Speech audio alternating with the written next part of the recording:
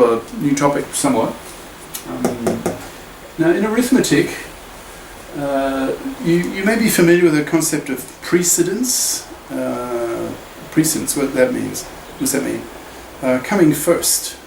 Something has precedence over something else. So you prefer the first one, or you process the first one before the second one. And in the case of arithmetic, so say you've got something like this, without parentheses, right? You've just got 2 plus 3 plus times 4. Now, which operator do you apply first? Do you apply the plus first, and then the multiplier operator? Which do you do first? So there are, in arithmetic, there are rules of precedence, coming first. Which one do you do first? Well, in arithmetic you do the multiplication first. So, in other words, the multiplier operator has precedence over the plus operator. In other words, you do the multiplication first. So, to evaluate this, find the value of, so you do the multiplication first, so that'll give you 2 plus, you haven't done this yet, 12, 3 by 4, 12, that's 2 plus 12, so the answer is 14. So this, using the usual rules of precedence, in other words, do multiply before you do plus, okay? Then if you evaluate that, you get 14. Now if you go the other way, if you give plus precedence, then this would be 5 times 4, well that's 20. That's different. It evaluates differently. So in other words, precedence is important. Okay. Now this is just by analogy. This is with arithmetic expressions. So how about with regular expressions, where instead of dealing with numbers, we're dealing with languages, regular languages, and the operators are not plus or times. They are the 3 regular operators, right? Union, concatenation, and star. Okay, so say you have an expression, a regular expression without parentheses, and in your expression you have a mix of these 3 regular operators. So which one? You have the same problem as here. The same problem. Which one has precedence? Well, you've got 3 different. So what's the order? What are the rules of precedence? Which one do you apply first? Which one do you apply second? Which one third? Okay. So those rules that give answers to that question is called they're called rules of precedence. All right. Okay. Now for regular expressions, those 3 operators. Their rules of precedence are the following. Let's see. Star. Star comes first, right? And then concatenation comes second. And finally comes union, right? So star first, concatenation second, union third, right? They're the rules of precedence with regular operators. Okay.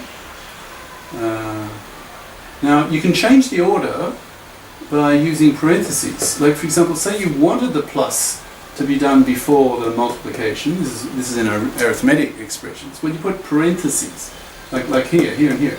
So that would then force you to say, oh okay, so it's 5 times 4, so that's 20. Right? Now you can do the same kind of thing with regular expressions. You can put parentheses around terms, and that will change the order of precedence.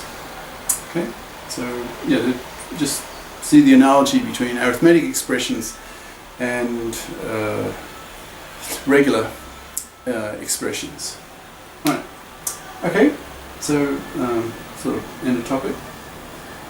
Now we've got to sort of finish more or less the hand wavy, somewhat vague, informal presentation of what regular expressions are.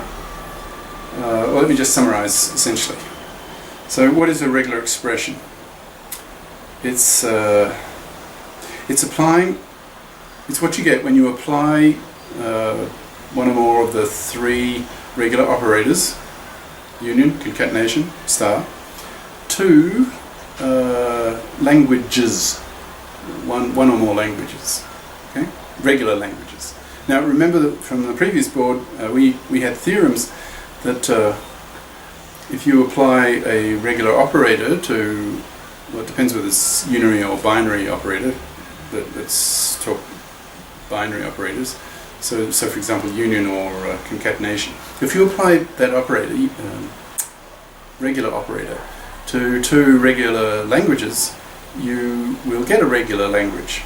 If you apply a unary regular operator, there's only one, that's star, to one regular language, you'll still get a regular language. That was the point of those three proofs from the previous board. So applying these three regular operators to regular languages, you get a bigger, usually, regular language. Right? The set of these languages, or class of these regular languages, they're closed under these three operators. Right? So a regular expression is just a mix of these regular languages and regular expressions, and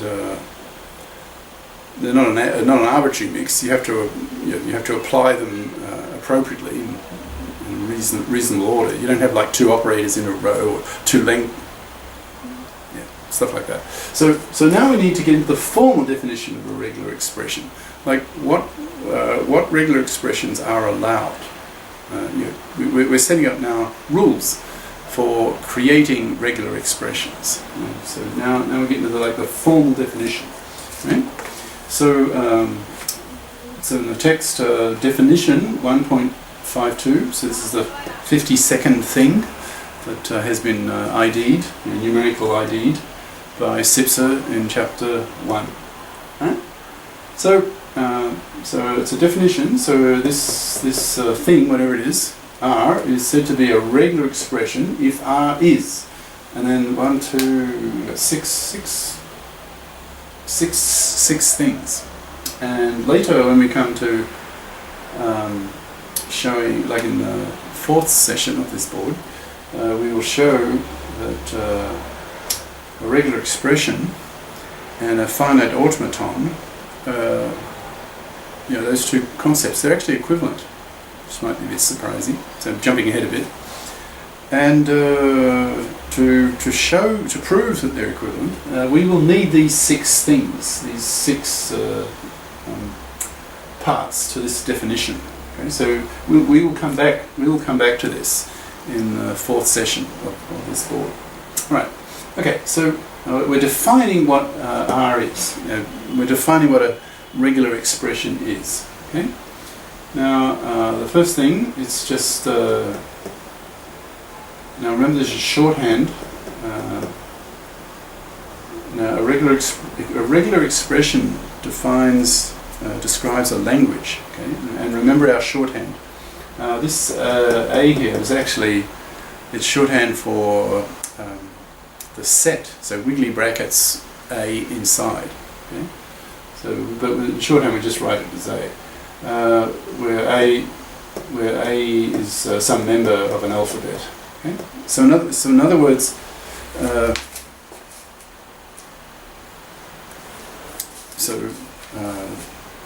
this, strictly speaking, is a wiggly bracket with A in it, right? The set with one element in it. That is defined as, such a thing is defined as a regular expression. Okay, so we're starting very simply, and as we move in, we'll create larger and larger languages using these rules. Okay, so wiggly bracket A, if you like. Set with one element A, where A is a symbol, a member of the alphabet. Okay? That is a regular expression. Okay, and we've got a whole list of types of regular expressions. Okay, 2. Eta. What's eta? It's the empty string. Now, strictly speaking, again, this is shorthand. You should be thinking like wiggly brackets, you know, a set notation with eta in it. So you're talking about the set with one member, and that one member is the empty string, eta. We'll do that next session, first thing. All right, 3. This is it's a set. Now, remember, regular expression is a description of a set. If you evaluate a regular expression, you get a language. Right? What is a language? Language is the set of strings. Okay. Now this is the empty set, so it'd be wiggly brackets and nothing inside them. Right?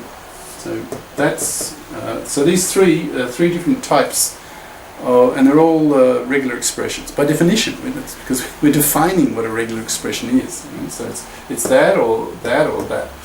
Okay, now we start getting a bit more meaty. So if R1 and R2 are regular expressions, in other words, they could be of this form, that or that or that, okay, then the union of two of them is a regular expression. So the union of two regular expressions is itself a regular expression. Right? Now that's not surprising, because we spent pretty well a whole previous board, proving that the class of regular languages is closed under union and concatenation and star. And a regular expression, it's a description of a language, regular language. Right? So the union of R1 and R2, where R1 and R2 are regular expressions, then the union is also a regular expression. Now similarly with the remaining, the 5th and 6th, so the concatenation of two regular expressions, R1 and R2, is itself a regular expression. And in the 6th one, the star of a regular expression is a regular expression. Okay. All right. Now, next session, going straight on.